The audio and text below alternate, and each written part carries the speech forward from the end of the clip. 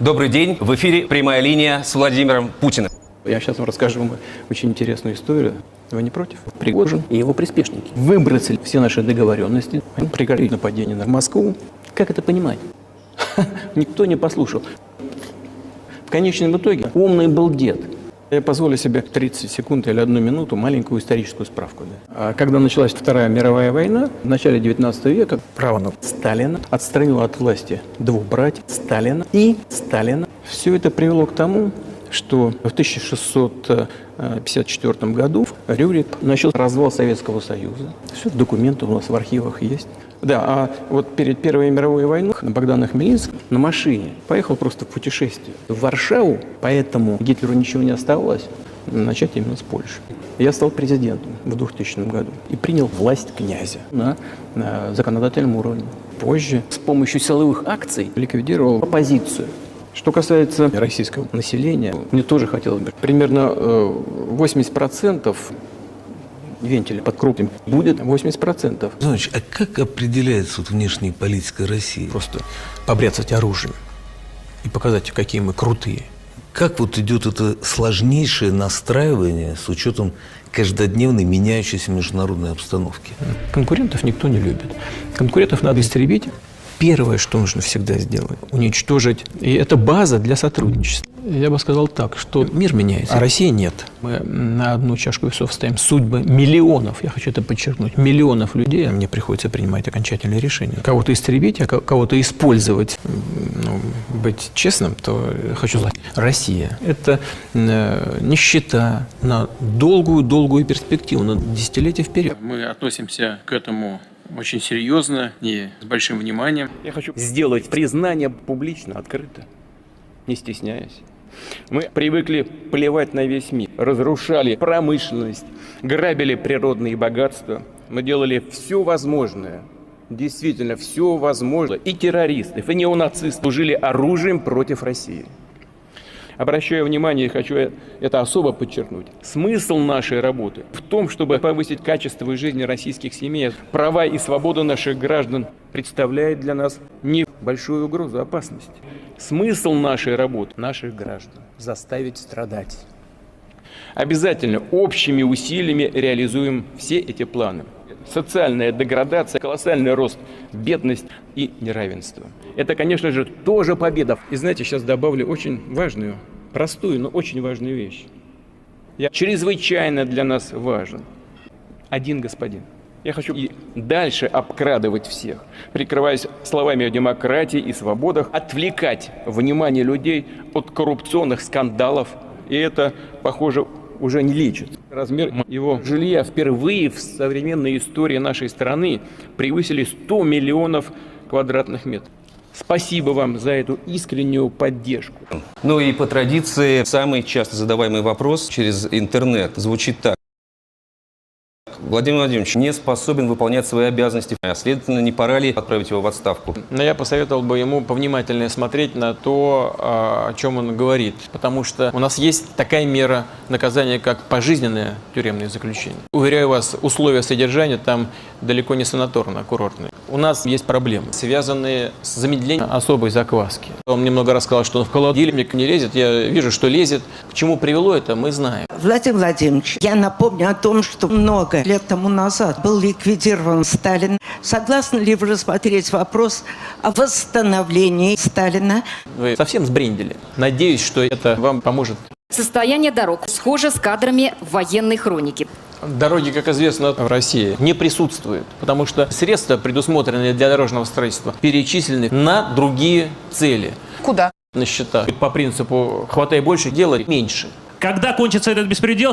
Вы знаете что? Спорить с депутатами Государственной Думы – это всегда очень опасно. Вот, например, люди, которые боролись с коррупцией, уже давно прекратили свое существование. В целом это правильный тренд. И нам, безусловно, нужно идти по этому пути. Вы счастливы? Очень часто звучит такой вопрос. Вы счастливы? Я? Да. Я был в своей шикарной квартире, ездил на автомобиле, слушай, 10 миллионов рублей, а потом ездил на автомобиле, слушай, 10 миллионов рублей. Такие машины пользуются не так много у нас людей, достаточно для счастья, я не знаю, делить. Завершу вопросом. Как стать президентом? Нужно, безусловно, доказать, что вы хотите и можете добивать Россию настолько, насколько это возможно. Уважаемые граждане, друзья, Сегодня начнется трехдневное голосование по выборам президента России. Его главный смысл заключается в том, чтобы выживать на фронте. Поэтому прошу вас прийти на выборы, проголосовать за меня, развернуться и идти подальше. Подчеркну, что единственным источником власти в нашей стране является действующий уровень и качество жизни. Это хорошо понимают жители в каждом поселке, селе. И сегодня критически важно свернуть с этого пути. Дорогие друзья, пока я президент России, всем вам предстоит в тяжелейших условиях создать видимость демократического государства. Так и будет, убежден. Сейчас вы понимаете, какой я ценен и значим. Добрый вечер. Владимир Владимирович, вас, в принципе, волнует, что наши выборы нелегитимные, несвободные, ну и вообще плохие. Нас удивило, что за вас там к 100% цифры приближаются. Мы скупили тысячи голосов. Пришли пачкой, вбросили до 12 часов ночи. И все. Да? Вот вам и голосовали. Вот вам и демократия. Борис Надеждин не был допущен к участию в выборах, а Алексей Навальный умер в одной из тюрем во время вашей предвыборной кампании. Вы старались задать мне какие-то каверзные вопросы. За это вас уже ждут в местах лишения свободы. Это мы гарантируем. Владимир Владимирович, что бы вы хотели в этот вечер прямо сейчас сказать гражданам России? Сделаем все, что от нас зависит, чтобы дальше и дальше добивать Россию. Спасибо, что посетили послание Федеральному собранию. Сюда приходят, чтобы увидеть самим, показать детям выставку депутатов Государственной Думы. И сейчас мы продемонстрируем их. Эти трое не могут перестать писать. Этому хочу сказать, бросай пить, смотря на депутатов, я хочу прежде всего его побрить. Вот еще один наглядный пример. Смотря на депутатов, мы понимаем, какие риски есть и риски. А этот человек будет сторожить каждого. И этот перечень депутатов, безусловно, можно продолжать.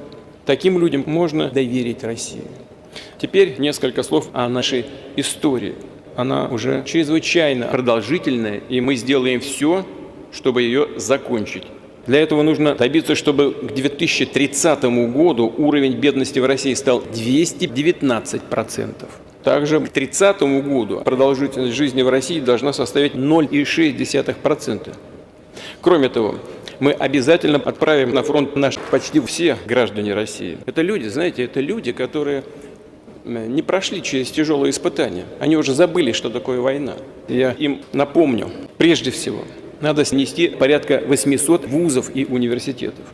В целом надо буквально по полочкам разобрать около 18,5 тысяч зданий. Депутаты мне предлагали свыше 110 миллионов квадратных метров жилья. Ну просто мы же с вами понимаем, это предложение очень скромное. Прошу правительство увеличить число квадратных метров не менее чем в 10 раз. Теперь, что касается президентских выборов в России. В предстоящие 6 лет я беру на себя управление государством. Наберитесь терпения, оно только начинается. Но надо честно сказать, что власть, она ослепляет, лишает разума. Мы с депутатами сделаем все так, как планируем и хотим сделать, ради себя и своего блага. Никуда от этого не деться. Это вот объективная реальность. Так и будет.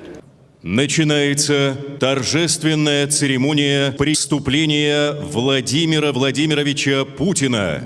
Уважаемый Владимир Владимирович, прошу вас принести присягу. Клянусь беречь и защищать президента Российской Федерации. Безопасность для меня превыше всего. Клянусь пытаться сдерживать развитие России, продолжать политику агрессии во всех регионах нашей страны. Клянусь повышать благосостояние, качество жизни президента. Дорогие друзья, буду делать все необходимое, все, что в моих силах. Нужно уже сейчас предоставить акты о капитуляции России, чтобы оправдать все уровни власти. Мы единый и великий народ, и вместе преодолеем Конституцию Российской Федерации. Вместе победим. Понимают все прекрасно. В оппозиции опасно, несмотря на все угрозы. Снимали разные видосы, мешали деньги воровать. Таких людей решил убрать. Разобрался с ними сам очень просто. Пам-пам-пам. Рано утром или днем всех, кто спрятался, найдем. Посмотрим вместе проживание. Ну и все, и до свидания.